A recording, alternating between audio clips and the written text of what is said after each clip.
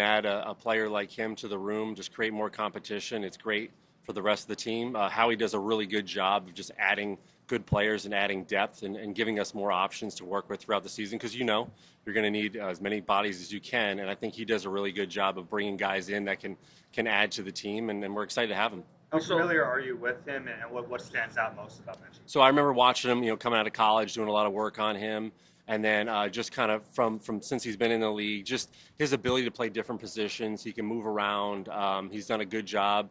He's had some injuries early on, but worked through those, and he's looked pretty good so far this past year. So excited to see what he can do today, especially. One of his strengths. General time frame that you brought in Dodson last year. From that experience, that can help you develop him this year. Yeah, I think really.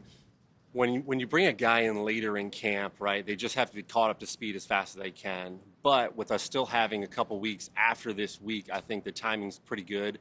Aaron Moorhead does a really good job. He's been with us the whole time. He knows the system, knows where we're going to go with things.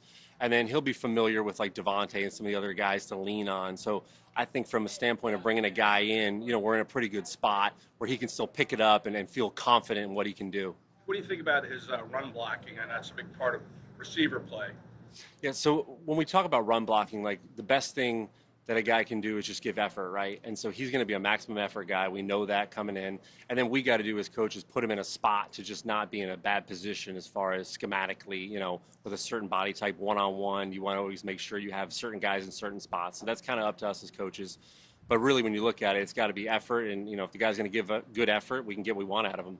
Kevin, Nick had talked post joint practices that the one thing that concerned with the offense was negative plays. What do you think led to that? I think really when you do like the joint practices, it's funny because Schwartz and I have talked before and after each practice, and we don't really know what he has in. He doesn't know what we have in. Like we got him on a couple things, then he got us on a couple things, and it was good to do that, to just really kind of not know schematically what they were going to do and what they were working on until after, and then we had the opportunity to kind of talk about it. So I think when you look at some of the negative plays like that, a lot of it has to do with just you don't really know what you're getting until you get it, and you're like, oh, okay. The same thing goes back and forth. Like I know in practice we hit a couple things on him that he missed, maybe wasn't expecting, but at least it was good for us to kind of go through and work through the process. And then you get good tape, right? So if there's something he did to us that we're like, oh wow, that was new. We haven't seen that yet in camp. Now we can talk about it, work through it, detail it out, and then go walk through it afterwards. So it's good that those situations come up. Hey Kevin, when you bring in a new guy like this, you've had like Johnny, Anais, Darius all working here for since the spring. Is there a message to those guys? All of a sudden, maybe a roster spot looks less attainable. What do you have to say to them to kind of not let them get affected by it? Yeah, I mean, that's part of the business. Obviously, we all know that. But I think really when a guy comes in late like he did, like we have right now, this situation is those other guys need to understand, like, I got still another week to prove myself. I got to continue to work through this and do the best that I can. And then from there, the decision's up to, Howie and Nick and everybody upstairs. But I think ultimately, like, the guys understand it's all a competitive thing. And when you look at a back-end roster guy, you're not only competing for our roster, but you're competing for other rosters at all times. So I think it's important. And most guys start to understand that. And those guys, a lot of them are in year 2 and year 3. So I think they pretty much understand where they're at with that. What do you think the tight end? Oops, sorry. Third tight end depth.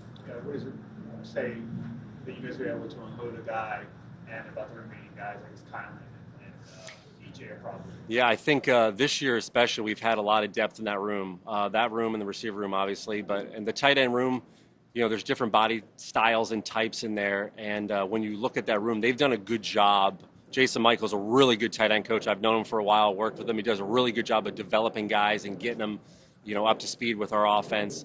And I think we have a bunch of different guys in that room that can fill different voids. And some of those guys are good special teams players. So I think when you look at the versatility of what we had in that room allows us to do kind of what we did with that move. But not only that, we feel very confident and comfortable with the guys that are still here. Last year when you guys brought in Jahan Dotson, you were saying it kind of took him a little while to kind of get used to Jalen, get used to the offense. And obviously seeing that, are there things you can kind of take away from that to kind of help John Mechie's adjustment to the team?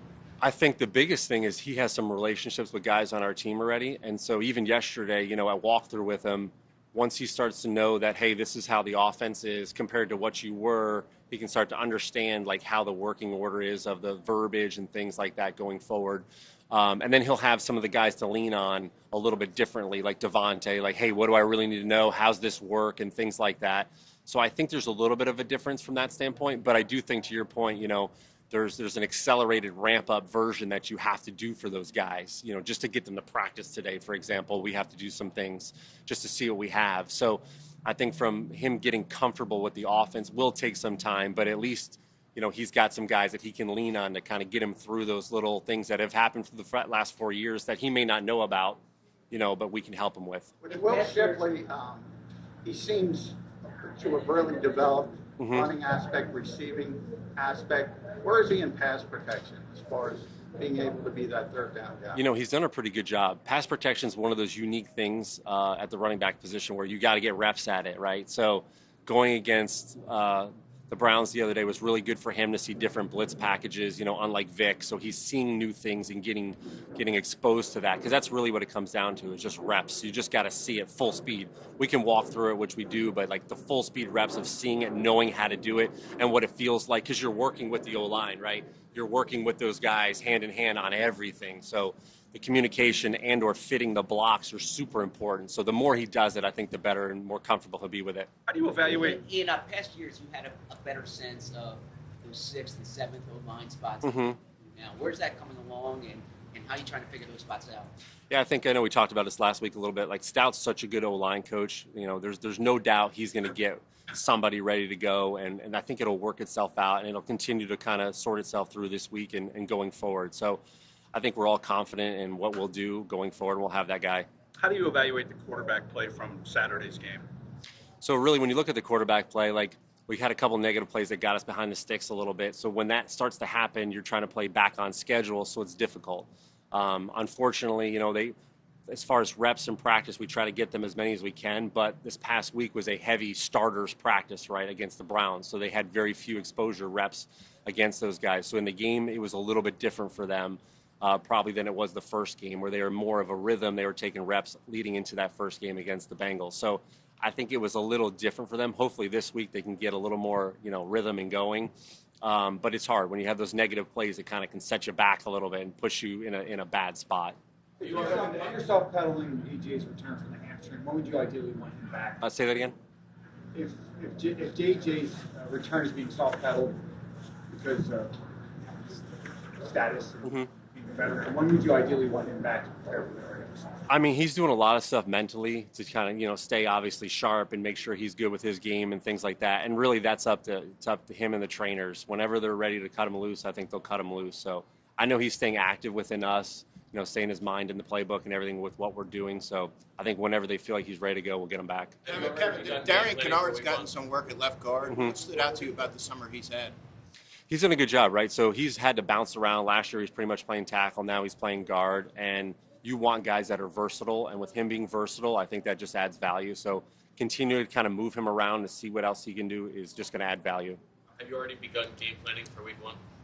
We've kind of done a little bit. It's difficult. How these weeks work for us are kind of like fast-paced. Like the other day, we were literally working on 2 practices, a Jets preseason plan for the young guys, and then what we're doing the next week in between that kind of dead period before the Cowboys. So, like, there's 3 and 4 things happening. That day off that we had, there was a lot going on just for this week, you know, kind of a final install stuff, rep some things in practice today and tomorrow that we want to make sure we get full speed before we get into that game week. So there's a lot kind of going all at once, and we're trying to sort through it. But I think once we get through this week, right, it calms down. We kind of shift our focus, which will be nice, and get ready for the game.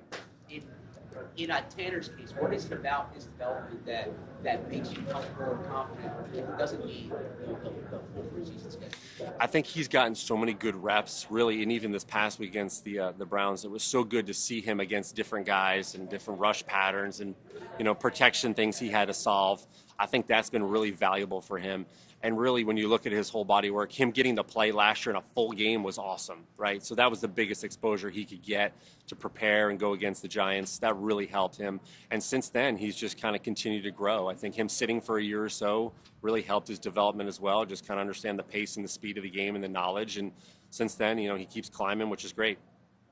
Thanks, everybody. Thanks, guys. Appreciate it.